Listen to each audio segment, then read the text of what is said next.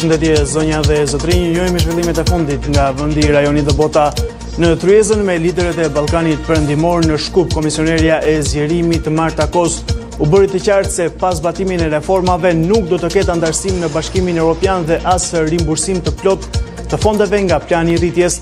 Nëse çdo lider do të sforcohet për të reformuar vendin, atëherë disa prej tyre tha Kos se mund të bëhen vende anëtare të Bashkimit Evropian brenda mandatit të saj. Në këtë moment Bashkimi Evropian është i hapur për të pranuar vende të reja në familje, por Ballkani Perëndimor duhet të përmbushë reforma që kërkon Brukseli. Këtu u bëri të qartë liderëve të rajonit në Shkup, komisionera për zgjerimin Marta Kos, gjatë takimit Bashkimi Evropian Ballkani Perëndimor. Dua të jem shumë e qartë. Sot ekziston një konsensus i qartë në favor të zgjerimit. Kjo nuk ka qenë gjithmonë kështu në të kaluarën, por dritari e kësaj mundësie nuk do të qëndrojë aty për gjithmonë. Për herë të parë në historinë e Europës, nëse e bëjmë siç duhet procesin e zgjerimit, mund të bashkojmë me Europën tonë, por Europa nuk mund të jetë e bashkuar pa Ballkanin Perëndimor. Për t'i ardhur në ndihmë 6 shteteve të rajonit, Komisioni Evropian ka vënë në dispozicion fondin prej 6 miliard euro në formën e granteve dhe kredive të buta. Këto para do të disbursohen vetëm nëse shtetet miratojnë dhe implementojnë reformat. E di që reformat janë të vështira, por është një proces që do t'ju jap mundësinë për të luajtur në të njëjtën ligë me vendet anëtare të Bashkimit Evropian. Do ta quaja Premier League. Rritja dhe zhvillimi është në duart tuaja për t'i treguar Bashkimit Evropian që jeni të gatshëm për më shumë. Vendet e BE-s po ju monitorojnë. Dhe sigurisht të shikojmë që disa prej jush ndoshta mund të bëhen anëtare të Bashkimit Evropian gjatë mandatit tim. Bashkimi Evropian për Shqipërinë është optimist, Kosovën po e pret të dalë nga kriza politike, ndërsa Aleksandar Vučić mungoi në Tryezën e Shkupit. Shqipëria ka hapur 3 grup kapituj gjatë 6 muajve të fundit. Nëse vazhdojmë me të njëjtin përkushtim, mund të arrijmë të hapim të gjithë grup kapitujt brenda këtij viti. Mezi pres që të festojmë së bashku hapjen e grup kapitullit të fundit në Vjesht. Ne po presim qeverinë e re të zotit Kurti për të vendosur shumë energji në procesin e negociatave. Në Serbi, shpresoj që së shpejti të ecim përpara. Kryeministri shqiptar në një deklaratë para gazetarëve u zotua se Tirana zyrtare do të plotësojë të gjitha detyrat për të përfituar nga fondet e planit të rritjes. Nuk kemi qenë më afër realizimit të një aspirate shumë shekullore, do thosh. Ne do t'i përmbushim të gjitha detyrimet tona, siç kemi parë dhe afatet me Komisionin Evropian. Ndërsa kryeministri tjetër shqiptar, Albin Kurti i Kosovës, nuk pranoi të përgjigjet gazetarëve, por shprehu vetëm impresionet pozitive për këtë takim.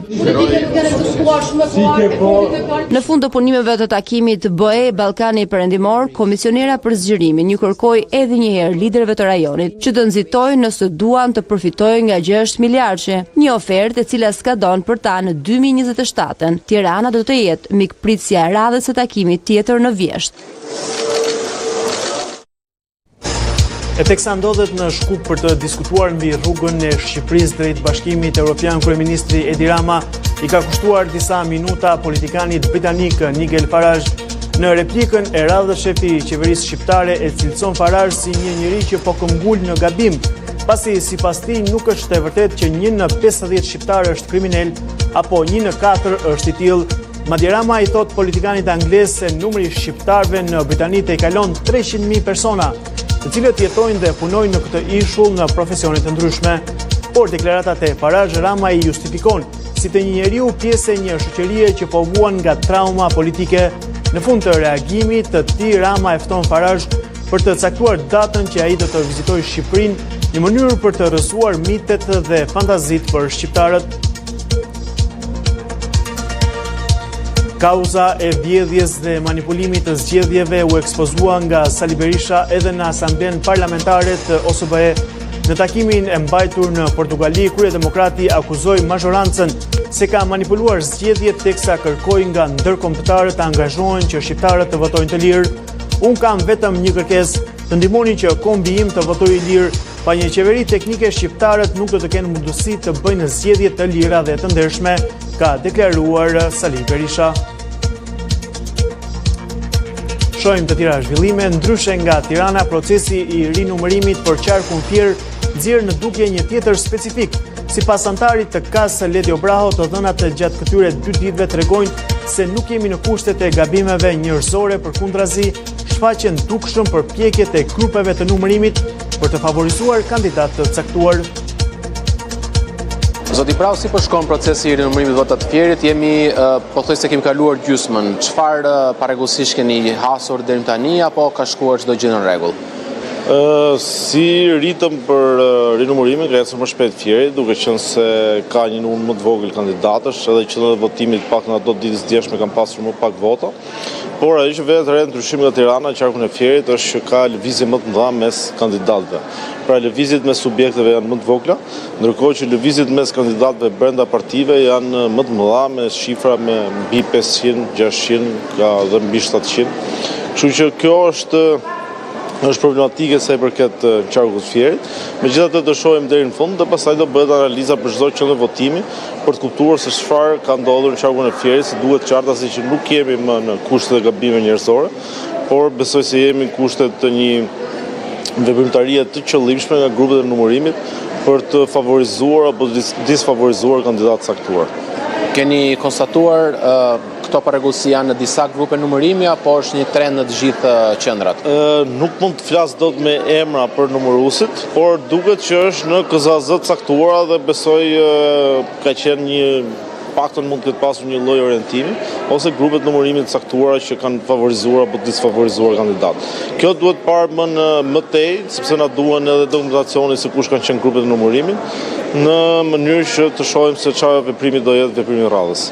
Dhe tashmë që ju thoni që nuk është gabim njerëzor, kujt i takon që të bëj hapin e radhës për të përballur komisionerët me pasojat ligjore? I do t'jeni ju apo do t'ja përcjellni zoti Celibashi që ai të ketë mundësinë që ndoshta të bëjë dhe pa di apo ankimime të tjera? Atëherë, duke qenë se ka nevojë edhe për hetime të mëtejshme, pra flas në aspektin administrativ për emrat e grupeve të numërimit apo për procesverbalet e grupeve të numërimit në KZZ, ne do i kërkojmë një informacion të mëtejshëm zotit Celibashit, cilësinë e komisionerit shtetëror të zgjedhjeve, dhe më tej do shohim a do kërkojmë që të vijojë ai me kallëzimet penale për KAS apo do i bëj KAS si organ kolegjial.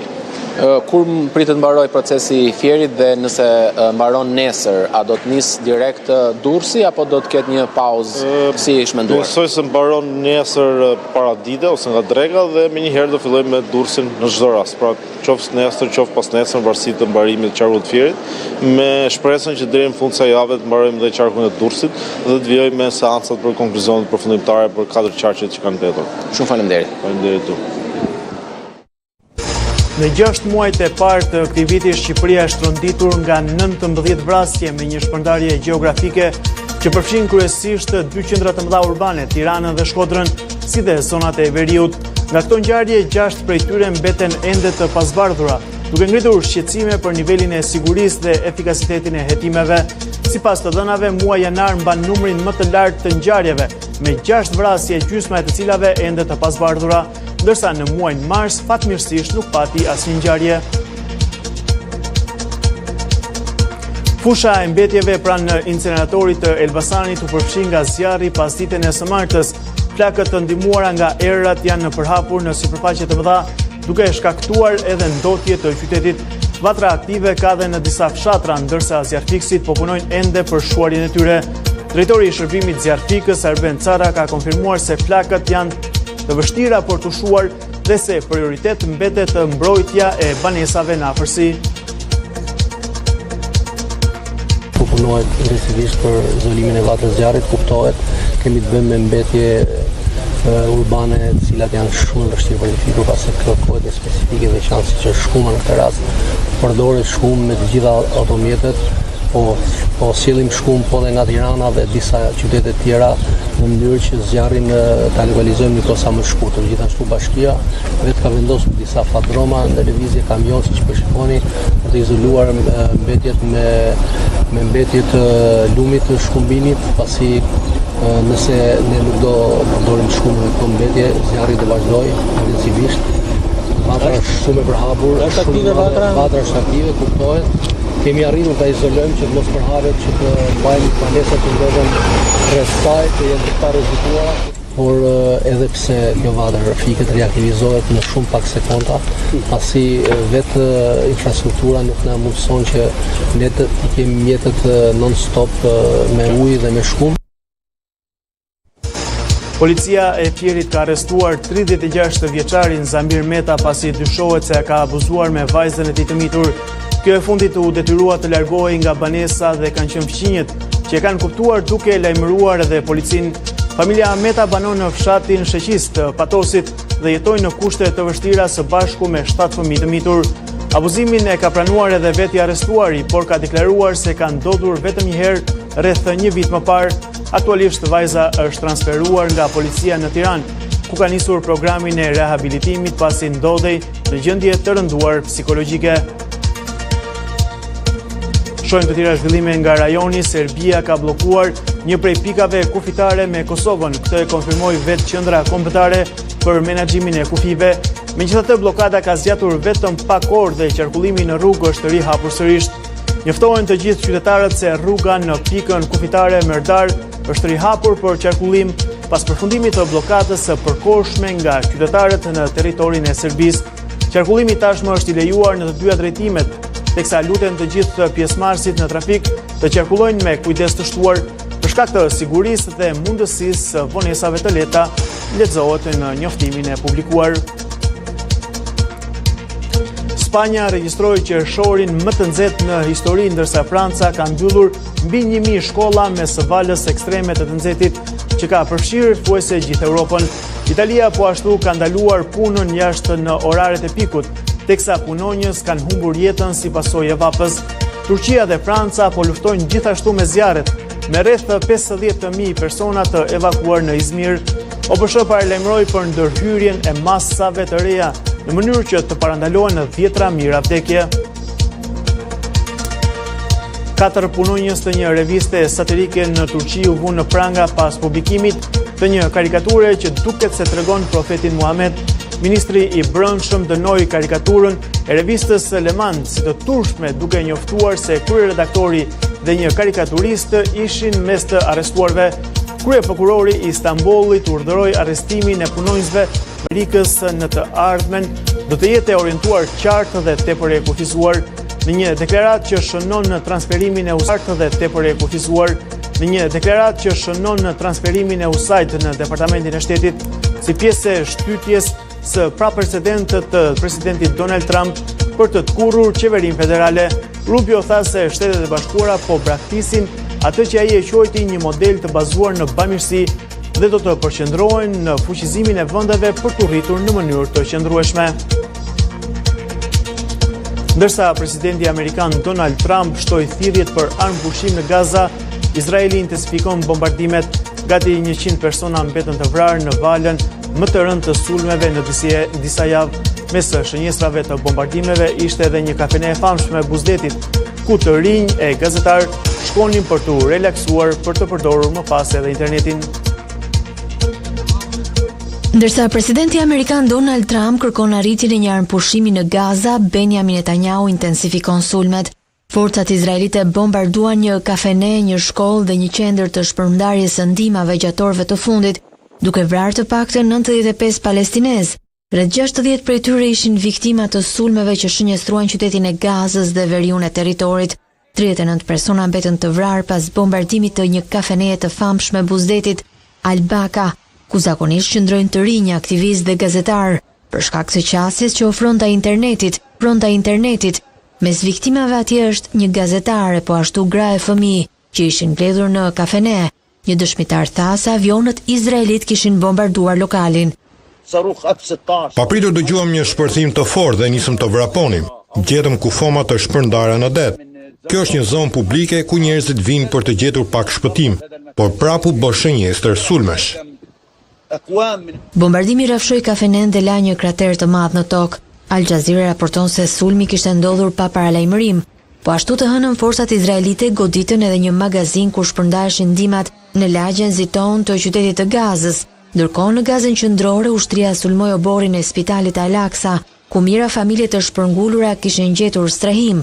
Në Gazën jugore, një sulm izraelit vrau të paktën 15 palestinez që prisnin për ushqim në qendrat e shpërndarjes së ndihmave, ndërsa 50 të tjerë u plagosën. Sipas raportimeve, të paktën 600 palestinez kanë mbetur të vrarë ndërsa prisnin për ushqim, që kur SBA dhe Izraeli morën kontrollin e shpërndarjes së ndihmave. Intensifikimi i sulmeve vjen teksa zyrtarë izraelit kanë udhëtuar në Washington për bisedime lidhur me një armpushim të mundshëm, me strysnisë në rritje për t'i dhënë fund luftës. Kryeministri Netanyahu pritet të mbledhë së shpejti kabinetin e sigurisë për të përcaktuar hapat e radhës në Gaza. Shohim dhe mediat e shkruara për atë se çfarë është raportuar gjatë orëve të fundit, fillimisht në Java News. Rinumërimi i Fierit, bie Partia Demokratike dhe koalicioni Nisma Shqipëria bëhet. Partia Socialiste ka shtuar disa vota. Samiti në Shkup-Rama, jemi shumë afër antarësimit në Bashkimin Evropian. Plani i përbashkët do të realizohet plotësisht, ka deklaruar kreu i qeverisë. Të tjera zhvillime, rritja e buxhetit të NATO-s me 5% për mbrojtjen, është ministri i mbrojtjes Vëngu, i cili deklaron se Shqipëria parashikon dyfishim të buxhetit. Do të prodhojnë dronë luftarak dhe mjete të blinduara. Prokurori më thoshte kujdes, rrezikon jetën, ish presidenti i klubit Partizani, Berisha dhe gjithë të tjerët të marrin dënimin e merituar. Provat e reja nga SPAK, Meta e kryemadhi shpenzuan $240.000 nga karta e biznesmenit, pagesa për veshje dhe udhëtime. Të tjera zhvillime tek Reporter.al, Brataj dhe Fevziu. Viktimat të një deepfake-u në Facebook janë disa video cilat po prodhohen dhe gjenerohen me AI, por që padyshim janë të falsifikuara. Zjarr në landfillin e mbetjeve në Elbasan, shkak temperaturat dhe tejmbushja e këtij landfilli. Rama detyron Farage të bëjë një hap pas për kriminalët shqiptar. Të tjera zhvillimet tek Panorama, mbyllet zyrtarisht USAID, programet e ndihmës në dorë të Departamentit Amerikan të Shtetit, është dhe Marco Rubio, i cili ka deklaruar çdo financim do të jetë në përputhje me politikat e administratës së Shteteve të Bashkuara të Amerikës. Telefonat 2 orëshe mes Macron dhe Putin, Franca kërkon armpushim në Ukrainë. Samiti Senati Amerikan dies miraton në pas orësh të tëra bllokim dhe debatesh projektligjin e Trump për taksat dhe shpenzimet. Britania shënon rekord 6 mujorin e parë, 20.000 emigrantë kaluan në kanalin e La Manshit. Takimi me Netanyahu në javën e ardhshme, Trump deklaron se shpresoi të arrihet një armpushim në Gaza. Tek Monitor shohim të tjera zhvillime, para jashtë banke u rritën me një rekord prej 107 milion eurosh për para zgjedhjeve. 52% ndjes e pensionistëve nuk morën pension të plot në vitin 2024, është kjo përllogëritja e bërë nga Monitor. Agroturizmi, kapacitetet e akomoduese e subjekteve të certifikuara arrin në thuajse 359 dhoma. Fermerët po braktisin kafshët për bletët, arsyet pse po rritet numri i koshereve. Dje besimin e ekonominë në qershor nga përkeqësimi i shërbimeve rritet vetëm për ndërtimin. Shohim dhe zhvillimet te Kosova Press, rihapet rruga e bllokuar nga serbët drejt Mërdarës, ka qenë vetëm disa orësh bllokimi. KE demanton takimin e gjatë të Vučić me von der Leyen, u takuan rastësisht, është kjo deklarata që ka bërë Komisioni Evropian. Kurti i kërkon Bosnjë dhe Hercegovinës heqjen e vizave për Kosovën. Një tjetër zhvillim, Marta Kos presin që të formohet qeveria e re në Kosovë, si pjesë e zhvillimeve edhe të arenës ndërkombëtare. Ishin këto zhvillimet kryesore, vijoni të ndiqni dita jon.